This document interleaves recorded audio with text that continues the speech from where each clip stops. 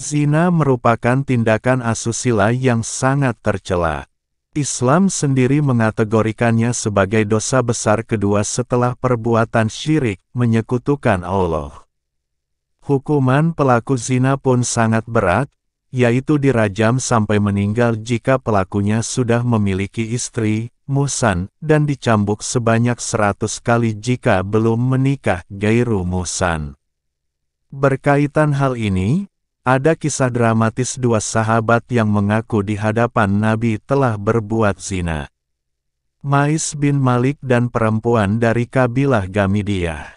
Tanpa ragu dan takut, keduanya menyerahkan diri dan minta dijatuhi sanksi sebagaimana mestinya.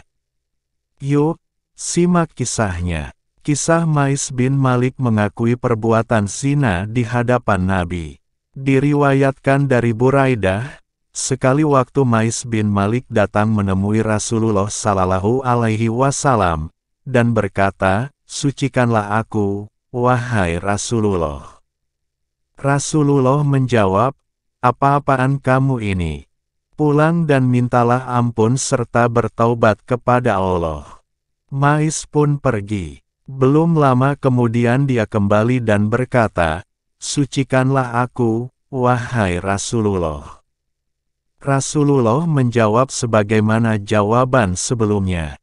Hal itu terjadi berulang-ulang. Sampai keempat kalinya Rasulullah bertanya, "Dari apa kamu harus aku sucikan?" Mais menjawab, "Dari dosa zina." Rasulullah pun bertanya kepada sahabat lain yang ada di situ, apakah Mais ini mengidap gangguan jiwa. Lalu dijawab bahwa Mais tidak gila. Beliau bertanya lagi, apakah Mais sedang mabuk? Salah seorang kemudian berdiri untuk mencium bau mulutnya, namun tidak ada bau khamr. Beliau kemudian bertanya kepada Mais, "Betulkah kau telah berzina?" Mais menjawab, "Ya, benar." Kemudian, Rasulullah menyuruh para sahabat untuk menegakkan hukum rajam, yang berlaku efektif pada waktu itu, terhadap Mais hingga akhirnya ia meninggal. Setelah kewafatannya, orang-orang terpecah dalam dua pendapat mengenai kesan terhadap Mais.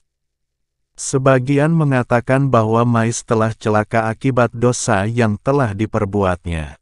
Sementara sebagian yang lain memiliki kesan positif bahwa Mais merupakan orang yang beruntung karena telah bertaubat secara sangat baik, yaitu dengan mendatangi Rasulullah, mengakui kesalahannya, dan ikhlas untuk menjalani hukuman rajam.